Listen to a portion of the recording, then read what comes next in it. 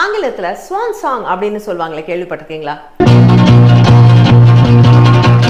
Swan சாங்னா பாட்டு இல்லைங்க. ஒருத்தர் கரியர்லேருந்து ரிட்டையர் ஆகிறதுக்கு முன்னாடி அவங்க கடைசியா செய்யற வேலை, சிறப்பான வேலை, அதைத்தான் ஸ்வான் சாங் அப்படின்னு சொல்லுவாங்க. உதாரணத்துக்கு எடுத்துக்கிட்டோம்னா, தோனி அவர்கள் கிரிக்கெட்ல இருந்து ரிட்டையர் ஆகிறதுக்கு முன்னாடி ஆஸ்திரேலியாவில் அவர் கடைசியா விளையாடிய டெஸ்ட் மேட்ச் அவருடைய ஸ்வான் சாங்னு எடுத்துக்கலாம். ஒரு எழுத்தாளருடைய கடைசி புத்தகம், அது அவங்களுடைய ஸ்வான் சாங்னு எடுத்துக்கலாம். ஒரு படைப்பாளியுடைய கடைசி படைப்பு ஸ்வான் சாங்னு எடுத்துக்கலாம்.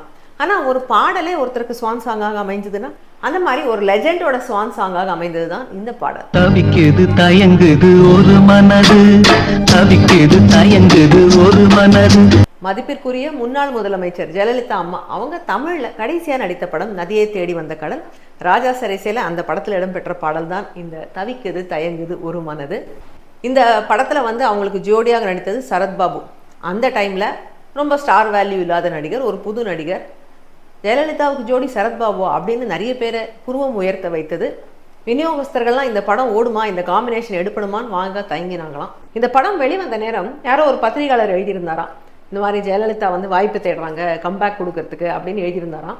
அதுக்கு ஜெயமாவே பதில் எழுதியிருந்தாங்களாம், நான் ஒன்றும் வாய்ப்பு தேடி அலையில, எனக்கு வாய்ப்புகள் வந்துட்டு தான் இருக்கு. இப்போ கூட பில்லா படத்துல ரஜினிகாந்துக்கு ஜோடியா நடிக்க கூப்பிட்டாரு பாலாஜி அவர்கள், நான் தான் மறுத்துட்டேன்.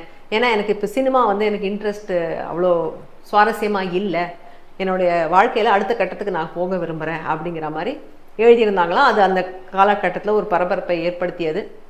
ஆனால் அவங்க என்ன பண்ணணும் அடுத்ததுன்னு ஒரு இன்டிசிஷன் மோட்ல தான் இருந்தாங்க. தவிக்குது தயங்குது ஒரு மனது தானே பாடல் ஆரம்பிக்குது. அது இவங்க மனசை பற்றி எழுதின மாதிரி கூட வச்சுக்கலாம். ஏன்னா என்ன பண்ணுறதுன்னு ஒரு தவிப்பில், நீங்கள் வாட் டு டூன்னு ஒரு தயக்கத்தில் இருக்கிற மாதிரி அவங்க மனசை குறியீடாக கூட இந்த பாடல் வரிகள் அமைஞ்சிருக்குன்னு சொல்லலாம். இன்னொரு சுவாரஸ்யமான விஷயம் என்னன்னா, இந்த படத்தோடைய பெயர் நதியை தேடி வந்த கடல்.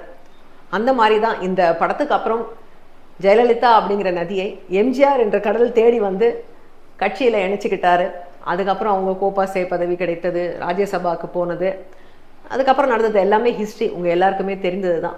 ஸோ இந்த படத்தோடைய பெயராகட்டும், இந்த பாடல் வரிகளாகட்டும், ஜெயம்மாவுடைய வாழ்க்கை போக்குக்கு ஒரு குறியீடாக அமைஞ்சது அப்படின்னு சொல்றது கரெக்டு தானே? தவிக்குது தயங்குது ஒரு மனது.